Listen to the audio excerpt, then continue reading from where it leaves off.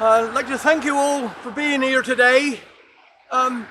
22 years, 9/11. But first of all, I'd like to ask for a minute's silence to think of today our prayers and thoughts to Susan Riscola, Trevor and Kim, and all the Riscola family in England and in America, and for all those that died on that 9/11, for all the countries. And also today, I'd like to mention a dear friend of mine, and our thoughts are with Jan and the family for Mervyn. It was Rick's lifelong friend, boyfriend, that played with, etc., on the North Quay. So we're thinking of all of them today. Have a minute's silence, if we may, please.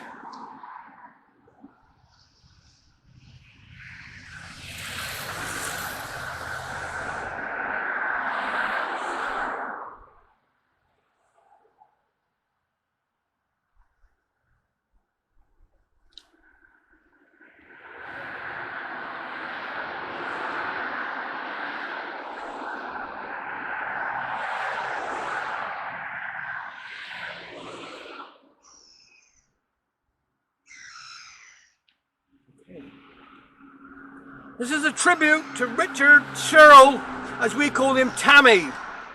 September 9/11, 2023. We are gathered here today to remember and honour Rick Riscola, who on this day 22 years ago made the ultimate sacrifice in this terrible disaster when terrorists flew aircraft into the Twin Towers in New York. Rick Riscola, known locally as Tammy, was born opposite to where we are standing here now, on 27th of May 1939. He joined the army at just 17 and a half, and in 1963 Rick moved to America, reporting to Fort Dix for basic training, then on to Fort Benning in Georgia for officer training, during which time he became an American citizen. In August 1965, Rick was posted to Vietnam with the 2nd Battalion of the 7th Cavalry, and they became known as Hardcore. The photo on the front of the cover of the book, Heart of a Soldier, is of Rick. During one of the biggest battles fought in Vietnam, at Drang, Rick made sure that no Americans were left fallen on the battlefield. This, of course, stayed with him throughout his life, having been awarded the Silver Star for heroism at Ia Drang, the Purple Heart for injuries at An Khe, 2 Bronze Stars, and the Vietnamese Cross of Gallantry with Gold Star. Rick retired with the rank of Colonel in the Reserves, retiring in 1990.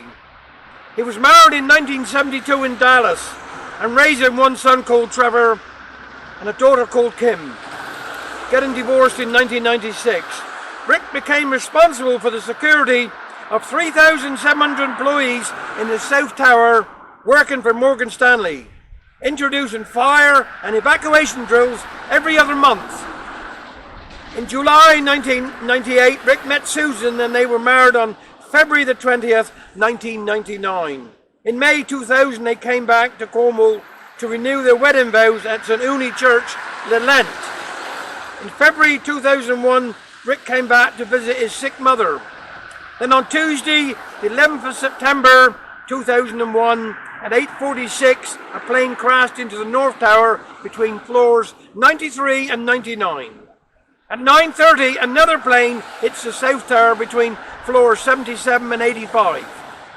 Because of what Rick had instilled in all the employees about evacuation drills, over 2,700 employees were saved from the South Tower. Rick was last seen on the 10th floor with his bullhorn singing Cornish songs based on Men of Harlech, making sure no employees were left behind. At 10:05 the South Tower collapses, and at 10:28 the North Tower collapses. Morgan Stanley lost just 6 employees.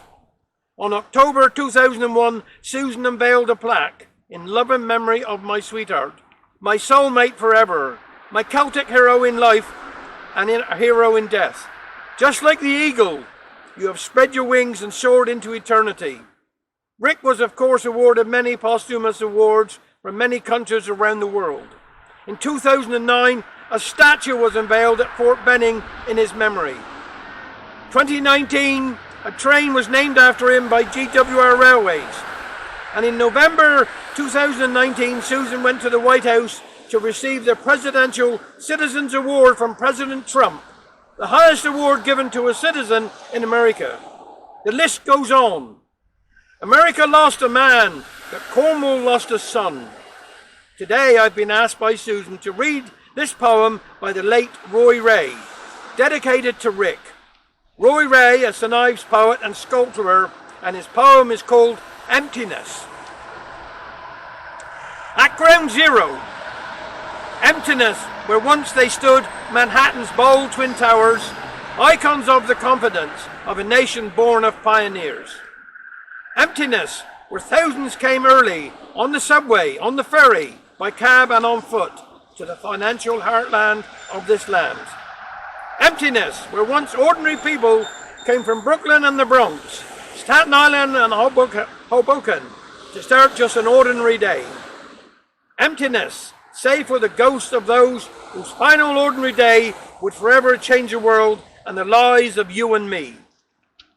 Emptiness in the heart of a city, our dust and debris gone, and in the hearts of the grieving for those they never found. Emptiness with distance and fading echoes of ambulance and fire truck horns, and frantic calls for help, and tearful last words on the phone. Emptiness already only a pulse in the pulse of the heart of a city, not willing to yield to terror or forget those who have gone. There's Thoughts at Ground Zero by Roy Ray. Thank you very much.